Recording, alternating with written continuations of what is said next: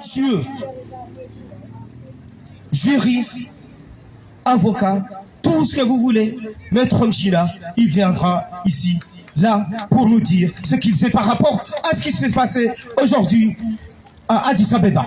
Je vous remercie. Bravo. La rue libère.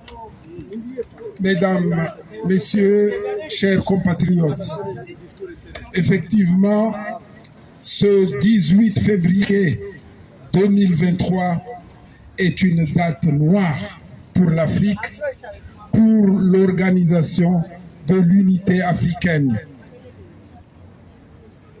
Azali Assoumani, qui est intronisé comme chef d'État des pays d'Afrique, c'est une catastrophe. Chers amis, je ne suis pas là pour parler de Azali. Cet individu, comme tout dictateur, cet individu, c'est un traître. Il a trahi son pays. Cet individu, il a trahi son pays parce qu'il ne l'a pas défendu quand il était chef d'état-major. Ça, tout le monde le sait. Cet individu a trahi son pays parce que il a sémé la zizanie entre son peuple, entre ceux qui sont grands et ceux qui sont petits. Cet individu, il a violenté son peuple. C'est lui qui a créé le terme Ndimou et Ndimou entre les différentes factions de son peuple. Cet individu, il a violenté son peuple. Il a fini par être l'un des dictateurs les plus sanglants de notre temps moderne. Je n'ai pas à parler de ce monsieur ici. Je suis là, chers compatriotes, chers amis, pour parler de cette organisation de l'unité africaine qu'aujourd'hui, que j'appelle le machin, comme vous connaissez la personne qui avait dit ça, c'est le général de Gaulle, quand il parlait de l'Organisation des Nations Unies. Il a dit ce machin.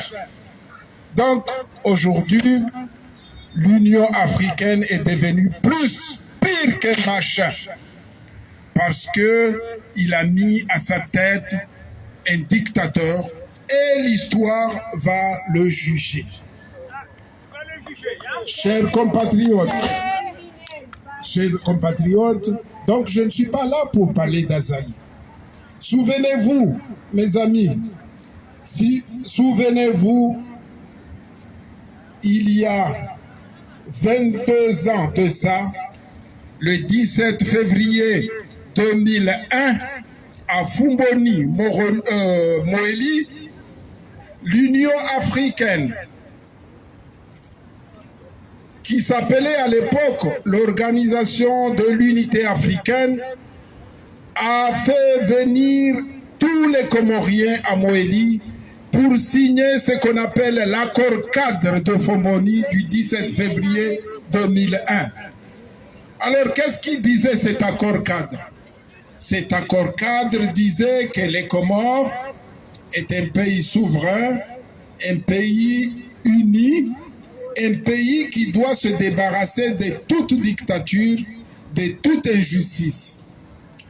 Et cet accord cadre de Fumboni est signé au moment où le pays était éclaté, le pays était séparé.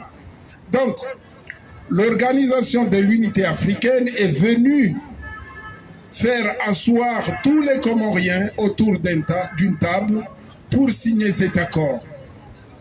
Et il s'est engagé à pratiquer la démocratie et l'état de droit aux Comores.